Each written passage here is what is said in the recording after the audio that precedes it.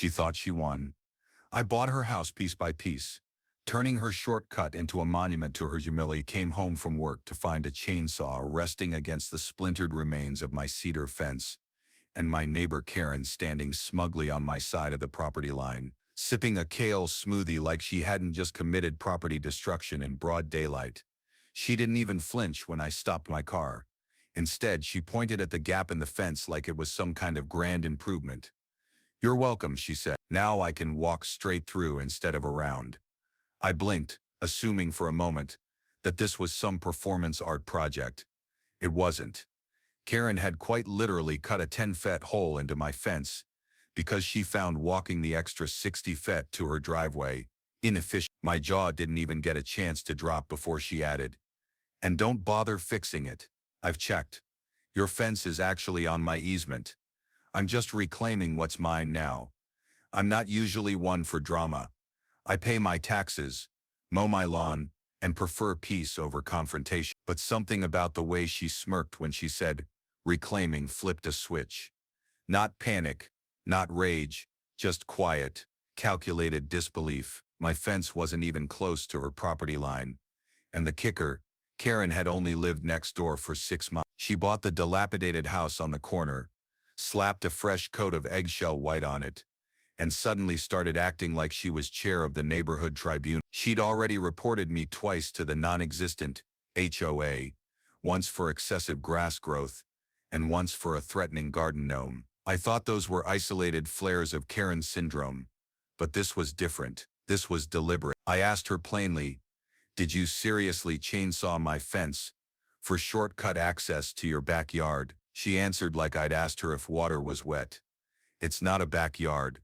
It's shared open space. You just stuck a fence on it and pretended it was yours." I nodded slowly, not because I agreed, but because my brain was trying to compute the absurdity without short-circuiting. Then she turned and walked back toward her porch, heel turning like she just dropped the mic. The smoothie sloshed in rhythm with her smugness. That's when I noticed she'd also flattened 2 of my hostas with her boot, the plants I'd spent 3 summers nurturing. So I did what any reasonable person would do. I called the county zoning code enforcement, anyone with a badge and a clipboard. It turns out, not only was my fence not on an easement, but I had the original 1987 property survey proving it. And better yet, Karen's house sat on a fragmented double lot that had a tiny parcel tacked on during a shady refinance 2 owners ago. A parcel that included the narrow strip of grass she'd always claimed was her private greenbelt access. It wasn't. It was a recorded but separate lot, its own tax ID and everything.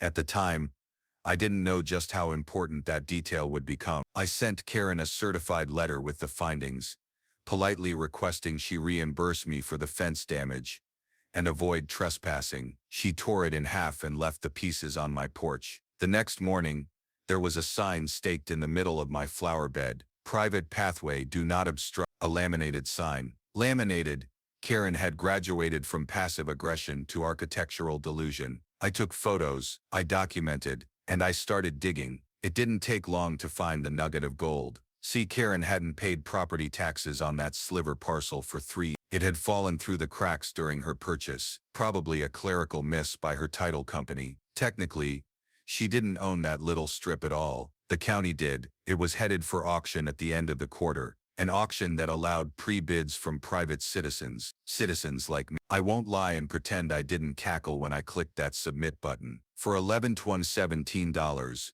I placed the only bid on the contested property line, and I got it legally, quietly, cleanly. While Karen continued waltzing across what she thought was her empire, I was finalizing ownership with the county, and I didn't say a word. Meanwhile, Karen escalated. She threw a backyard block party without notifying anyone, just a rager for her yoga friends, that spilled wine coolers and hummus across my mulch. Her guests parked half on my lawn. When I politely asked her to have them move, she laughed and offered me a tofu skewer. A week later, she installed string lights across the missing section of my fence, claiming it felt more open this way. I kept documenting. I said nothing, just a tight smile and nod every time we crossed paths. Then the day arrived.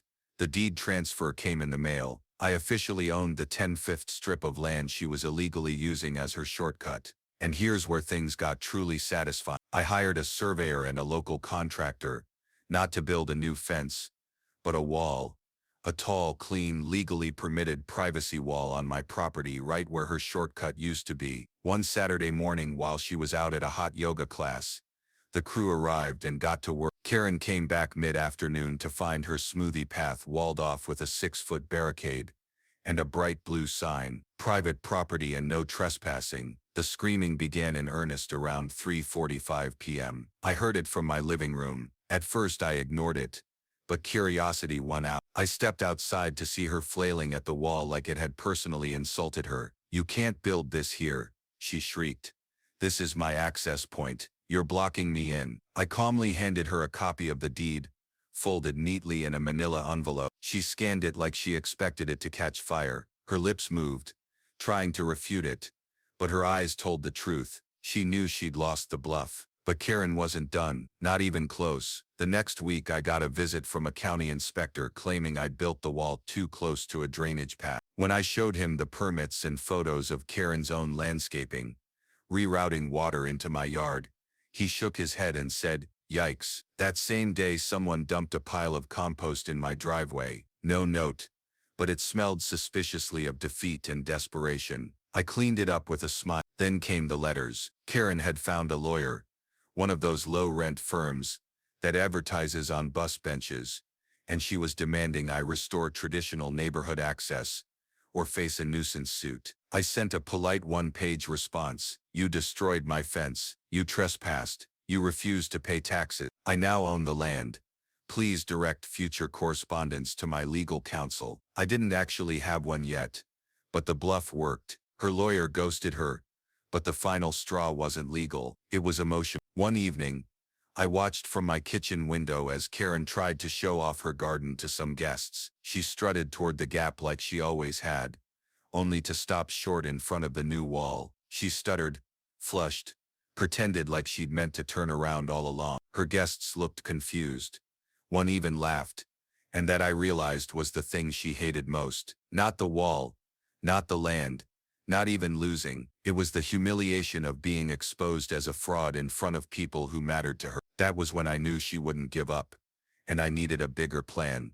Something final, something that would lock her out for good. The next move came faster than I expected. Karen, apparently determined to regain her imaginary shortcut, filed a complaint with the county zoning board. I was notified via an official-looking letter that accused me of obstructing historical right-of-way access. I had to reread it 3 times to be sure it wasn't a prank. Historical right-of-way. This woman had lived next door for less than a year. I'd been on my property for 6 and there was no record, past or present, of any access agreement involving my land. I suspected she found the term on some real estate blog and decided to use it like a magic spell, hoping the bureaucracy would buckle before I could counter. I wasn't about to let that happen. I brought everything to the zoning board hearing: old surveys, the purchase documents for the parcel, photographs of Karen's signage and string lights, even screenshots of her social media posts, where she referred to the area as my shortcut to peace. The cherry on top,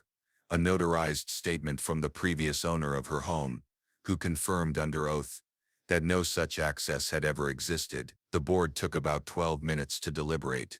Her complaint was denied unanimously. One of the board members even chuckled and said, "Ma'am, buying a smoothie doesn't entitle you to eminent domain." Karen stormed out of the meeting like it was a rigged trial, muttering something about class action lawsuits and municipal corruption. I figured that would be the end of it. But as always with Karen, she didn't just lick her wounds.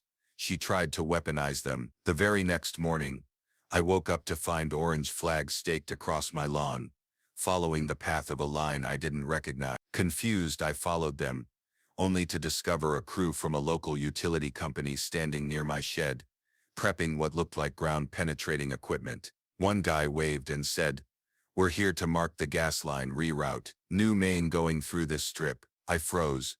"What strip?" I asked. He pointed casually toward the same 10-foot path Karen had used before I built the wall. "This right here. Work order came in yesterday. Says it's shared access under community easement." Now, I'm not a conspiracy theorist, but I'm also not stupid. There was no way that was a coincidence. Karen had submitted a fraudulent work order claiming that the land I just purchased was still available for shared infrastructure upgrade. I immediately called the county utility office. They checked their record. Sure enough, someone had filed the request under my parcel number. But the name on the request wasn't mine. It was listed under a K. Madsen, Karen's last name, and she'd used a fake P.O. box in the return address. It was impersonation.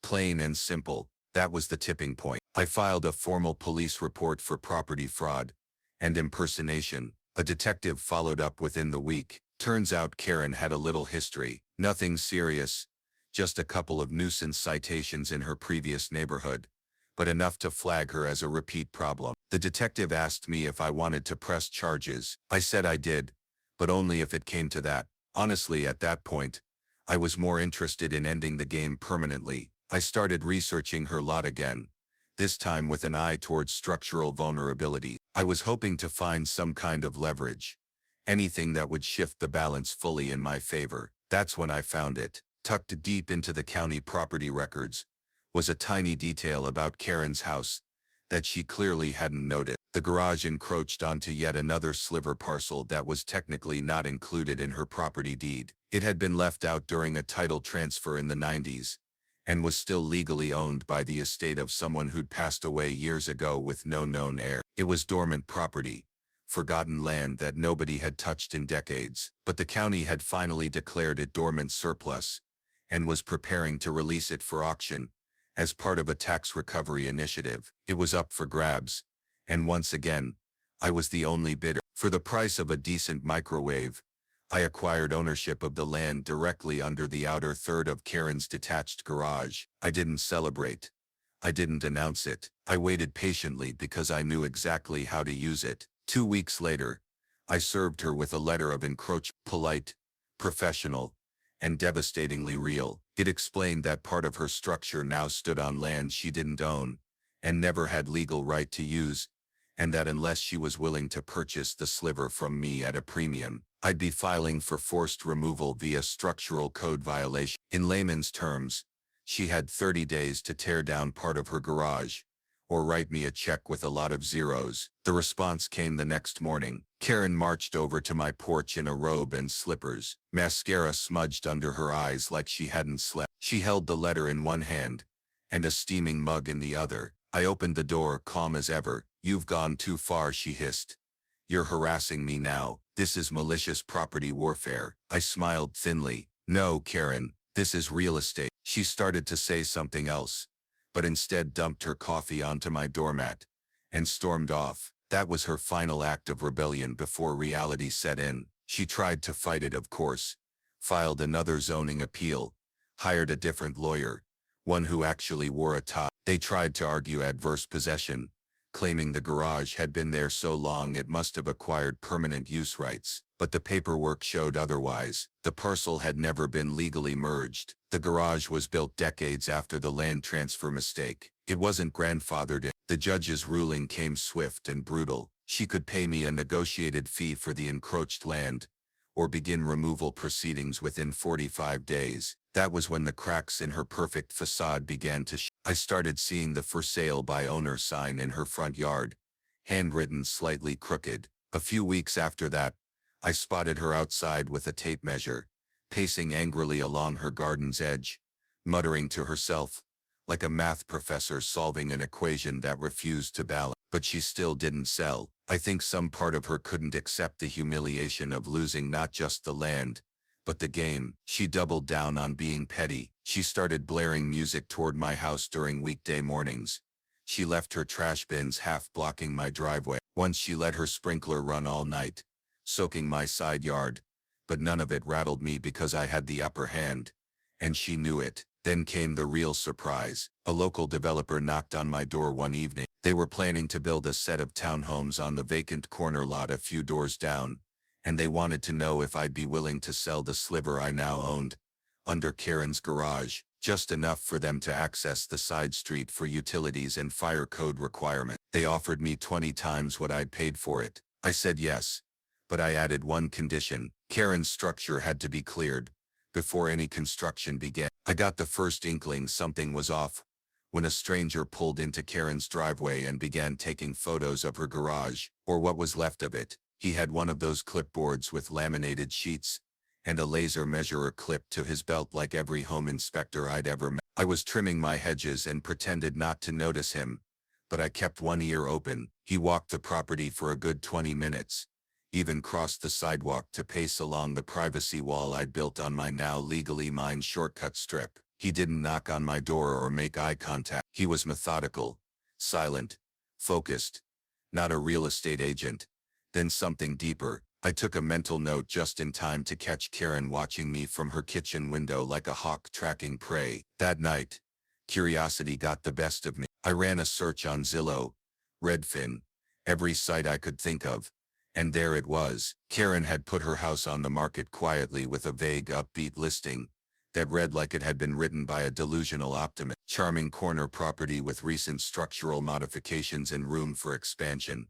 It said not a word about the partial garage removal or the wall blocking the backyard access. She had also conveniently edited the photos to cut off every detail that might raise red flags. Her price, laughable, nearly 20% higher than the highest recent comp in the neighborhood. A pipe dream, but it wasn't the price that interested me. It was the clause tucked into the fine print at the bottom of the listing, subject to buyer's ability to resolve minor encumbrance with adjacent parcel owner. She was trying to sell the house with my land dispute still attached, like it was just a minor nuisance someone else could sort out. Translation: she was betting that some gullible buyer would take the bait and try to negotiate with me after the ink was dry. That was a new level of bold even for her, but it also meant one thing: she was desperate. She needed out and I needed to figure out why. It didn't take long. My buddy Nick works in local title insurance, and after I bought him a steak and a couple bourbons, he agreed to run a background check on Karen's property. What he found made my eyebrows jump. She had taken out a massive home equity loan just 3 months after moving in,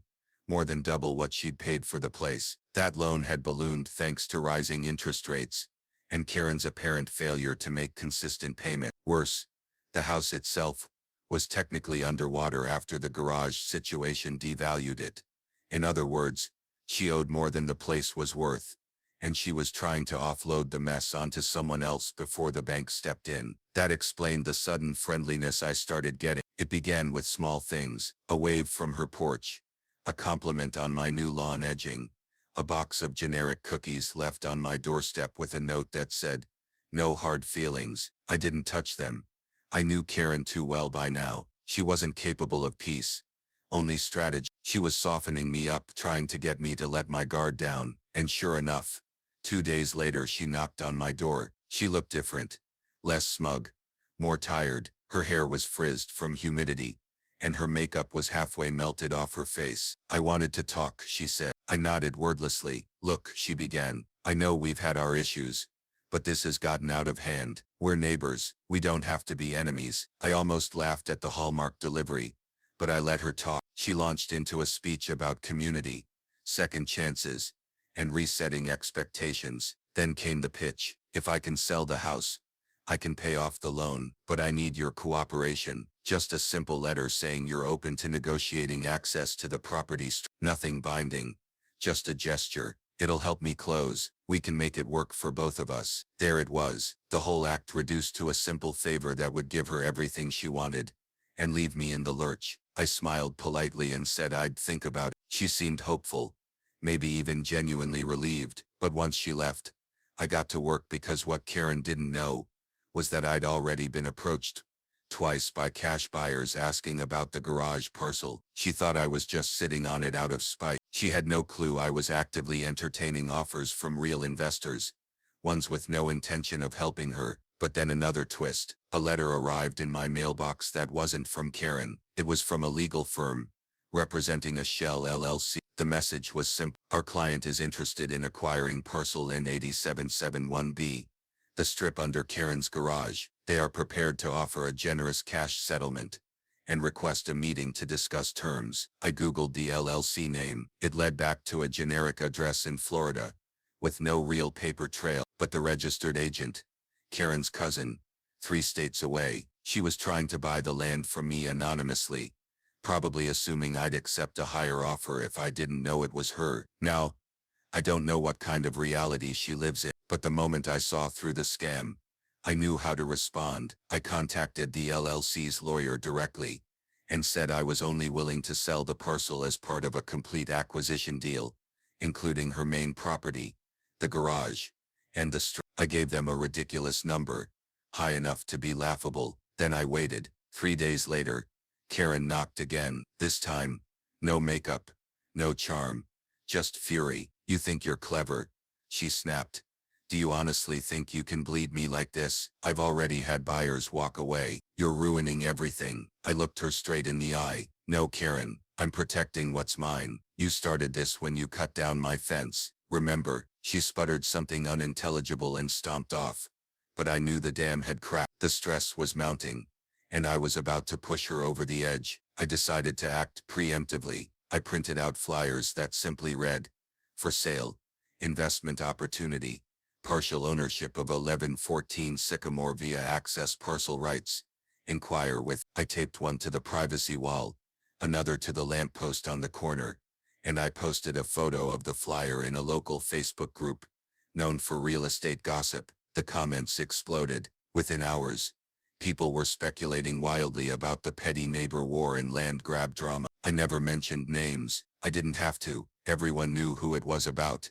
Karen lost it. She called the cops, claimed I was harassing her. An officer came by, looked at the flyer, then at my deed. He shrugged and said, "It's weird, but it's not illegal." I offered him a cold soda and sent him on his way. That weekend, I noticed a moving truck in her driveway, not large enough to be a real move, but just big enough to suggest she was clearing out valuables, maybe prepping for foreclosure, or maybe, just maybe, she was running out of move. Either way, I wasn't done. I contacted the developer, who had offered me cash for the garage parcel. I told him I'd accept, but I wanted two things in writing: a non-negotiable timeline for demolition and permission to install surveillance on site during the transition. He agreed immediately. The garden easement was small, just a 600 square sliver running behind Karen's house, originally intended as a shared access corridor for utility workers decades ago,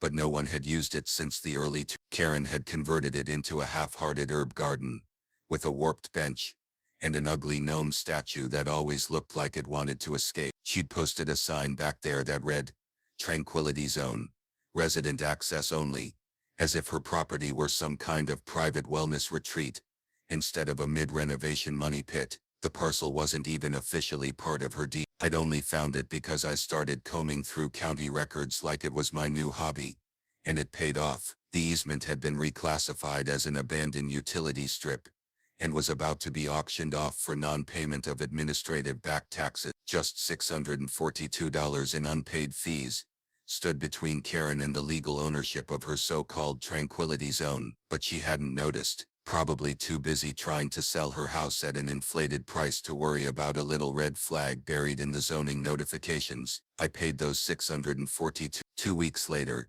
I received the title in the mail. I now legally owned the rear passage behind her house. It connected to the land I already held under her garage, and brushed up against the edge of the shortcut path I'd turned into a walled street. Individually, these pieces of property looked like random scrap.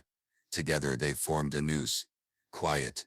Legal. I wasn't just boxing Karen in physically. I was unwriting her concept of home from the ground up, parcel by parcel, brick by brick. That weekend, I walked the perimeter of her backyard with a tape measure and a small crew I'd hired to evaluate the land for landscaping. Karen burst out the back door in her yoga pants and a panic-stricken expression. "What are you doing now?" she barked. "Measuring my property," I said with an almost comical calmness. "Your is my backyard," she said, gesturing at the garden, as if it were Versailles. I handed her a copy of the deed. Same manila folder, same quiet mic drop. "I'd advise you to move your statue," I said, nodding at the garden gnome, "unless you want it hauled off with the rest of the debris." She sputtered for a second, then grabbed the gnome as if it were a child in danger. She backed toward her deck in stunned silence, clutching it like a life preserver. I left her there, and called the landscapers over to start chalk lining my new fence extension. I wasn't planning to wall it off, not yet, but I wanted her to know I could at any moment. By now the word had spread around the neighborhood. People I barely knew stopped me while walking their dogs to ask, "So, is it true you bought her whole backyard?" Not quite, but close enough. The joke evolved quickly. Someone taped a sign to the community mailbox that said, "Coming soon, Karen's house, some assembly required," and yet, she still hadn't left. Her house was still listed, though now the price had dropped twice. The photos had changed too. Instead of showcasing the backyard, the listing now featured artistic close-ups of the tile backsplash in the kitchen and an awkwardly cropped shot of the living room that carefully excluded the missing garage wall. It was a digital illusion, like selling a car by showing only the steering wheel. But here's where things got truly strange. I was watering my front shrubs one afternoon when a black Mercedes, with dealership plates, pulled into Karen's driveway. Out stepped a man in a perfectly tailored suit and sunglasses worth more than my entire wardrobe. He didn't knock on her door. Instead, he pulled out a folded blueprint from his briefcase and began taking measurements along the edge of the driveway. I approached slowly, pretending to be curious, and casually asked if he was there for a showing. He smirked. "I'm here on behalf of a potential buyer." "Oh, anyone I'd know?" He offered a professional but thin smile. "Doubtful. My client's anonymous." That answer confirmed my suspicion. Karen wasn't just trying to sell, she was trying to hide who she was selling to. She had realized that nobody was going to buy a house boxed in by a neighbor who owned half the surrounding land, unless they had a reason not to care, which meant she was courting someone a builder, maybe a private investor, who demolished the place and folded into a bigger project that could get her out clean, and it would undo everything I'd worked for. So, I made a call. Actually two. The first was to the planning department. I requested an update on zoning status for Karen's property and surrounding parcels, under the pretense of developing a contiguous lot line. The second was to my friend Nick again, who still owed me for that steak dinner. Within a day, I got word there had been a quiet request filed to rezone Karen's lot as mixed-use residential. That only made sense if someone wanted to build multiple units on her plot. Townhouses, maybe a duplex, something big enough to justify ignoring my wall, my garden strip, my entire strategic fence network. I needed to shut it down fast. Zoning applications are public, but approval isn't guaranteed. And the thing about zoning boards is that they're remarkably sensitive to community opposition. So, I printed flyers, I talked to neighbors, I filed a formal objection, stating that I owned all adjacent properties, and that the proposed development would strain existing infrastructure, disrupt neighborhood aesthetics, and infringe upon current access and privacy agreements. That last one was a stretch, but it sounded official. I wasn't alone. Turns out Karen had made more enemies than just me. The guy across the street who she once reported for unsanitary flag placement, he signed my petition. The family with the autistic child, whose sensory needs Karen dismissed during one of her loud parties. They not only signed, they campaigned with me. When the zoning board met, we showed up in force. Karen didn't attend, but her potential buyer did, the guy in the suit. This time with a lawyer in tow. They tried to push through the rezoning as a harmless improvement, but the board was skeptical. They grilled them on setbacks, drainage, utility, easement. The lawyers stumbled, the developers stammered. I sat in the back, calm, arms folded, letting the chaos bloom around them. In the end, the board delayed the decision, pending further review. That's bureaucratic speak for probably not happening. The suit left in a hurry, and just like that, Karen's Hail Mary vanished. Days later, her listing was quietly removed. No sold sign, no pending, just gone. Then came the U-Haul. It was small, not a full move, but enough to suggest surrender. I saw her one last time, standing on her porch, with that same expression she'd worn when the garage came down. Resignation, not rage. She didn't wave, she didn't glare, she just watched me as I walked to my mailbox. Expression unreadable, the defeated general watching the battlefield being cleared. I almost felt sorry for her. Almost, but the story wasn't over, because just 3 days after she vanished, I got a letter from the county clerk's office. Karen had filed a quiet title action right before she left, trying to retroactively claim ownership of the shortcut parcel I had bought at auction. She was hoping no one would notice the paperwork in time to object. But she underestimated me again. The morning I posted the final sign, the sun hadn't fully crested over the tree. Dew still clung to the grass, and the air held that rare silence you only get right before something changes forever. The workers I hired had just finished installing the last section of iron fencing around what used to be Karen's shortcut, the forgotten garden easement, and the ghost of her garage foundation. And now, with city approval in hand, official permits stamped, and every legal document in place, it was done. My land, my park, my punctuation mark. The sign was matte black with white letters. Simple, understated, but pointed. Karen, Shortcut Memorial Park. Access. None. Underneath that in smaller letters. Private. No trespassing. Violators will be prosecuted. I didn't expect applause. I wasn't trying to be a hero or villain. I just wanted finality, closure, a message in iron and soil that said, "You pushed." I pushed back and now we're done. But as with everything in this saga, Karen had one last card to play. Not in person, she was long gone by then, but through the quiet title action she'd filed before disappearing. She was attempting to reverse claim ownership of the original shortcut parcel I'd purchased at auction, claiming she'd used it openly and continuously for access and maintenance. It was an old legal tactic, adverse possession through prescription. If she could prove she'd used the land without being challenged for a certain number of years, she might have a shot. Only problem, she hadn't been here long enough. Not even close. And I had a stack of evidence that proved she'd not only not used the land peacefully, but had been told repeatedly and in writing to stay off it. Still, I wasn't about to leave it to chance. I filed a counterclaim. My argument was airtight. I included everything: timestamps of her trespassing, photos of the broken fence, her laminated shortcut sign, the cease and desist letters, the utility scam, even a transcript from the zoning meeting where her encroachments were denied. I built a wall of paper so high that any judge would need a ladder and aspirin just to get through it. The hearing was set for the following week. I half expected Karen to appear in person, maybe in some rebranded reinvention of herself, wearing beige linen and carrying a notebook of spiritual quotes. But she didn't show. Her lawyer did, clearly embarrassed to be there. He presented her claim without enthusiasm, clearly aware he was swimming upstream with a cinder block tied to his waist. The judge listened patiently. Then he turned to me. "Is there any reason," he asked, "why you named the public-facing portion of your property Karen's Shortcut Memorial Park?" I smiled politely and said, "Yes, Your Honor.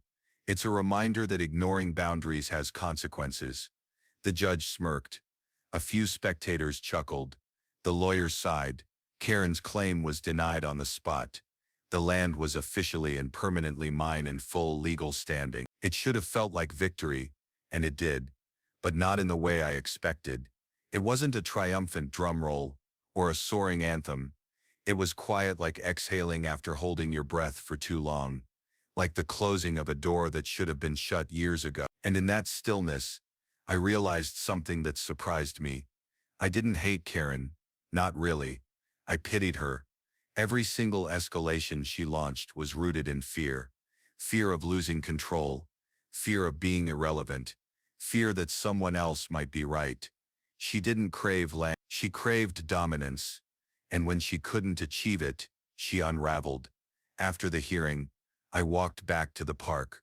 I sat on the new bench I'd installed, right where her garden gnome used to squat. From there I could see her old house, now empty, bank-owned, the lawn overgrown, and the siding starting to peel. No buyers had come. The investors lost interest after the zoning board shut them down. The property had become what it always threatened to be, a monument to stubbornness and spite. That night I hosted a few neighbors at the park, just a casual gathering, some cold drinks, a few folding chairs, quiet laughter as we shared stories of the reign of Karen. People brought lawn games and cookies. Someone even made t-shirts that said, "Shortcut Survivor." I didn't plan any of it. It just happened naturally. like the neighborhood was healing, reclaiming itself. Midway through the evening, an older woman I hadn't met before came up to me and said, "You're the guy who bought all the puzzle pieces." I laughed. "I guess that's one way to put it." She smiled gently. "My husband and I moved here in '89. I remember when this place was just open woods. Over the years, people tried to slice it up and claim bits of it, but no one ever figured out how to stitch it together again." I nodded slowly. "Until now." She looked around the park.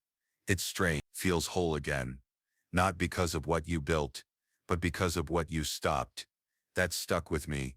I spent the next few weeks turning Karen's shortcut into something worth keeping. I planted shrubs, added a gravel path that led absolutely nowhere just for the symbolism. I installed a bird feeder, and named the squirrel that kept raiding it Greg. It wasn't about revenge anymore. It was about peace. I had reclaimed my fence, my time, my dignity, and in the process I'd given the neighborhood something back. But the final twist came months later. I got a letter from a law firm in a neighboring county. Karen had apparently defaulted on every loan she had, and the bank was suing for recovery. Buried in the attached documents was a list of her declared assets. It was a sad little catalog of half-truths. A house she didn't own anymore. A garage that no longer existed. And this was the kicker. Exclusive garden access rights via easement. The very easement she'd lost to me. It was as if her entire reality had been built on make-believe. She never accepted that lines on a map meant something. That a fence wasn't just wood. It was law. That owning land wasn't the same as controlling people. She thought the world would bend if she pushed hard enough.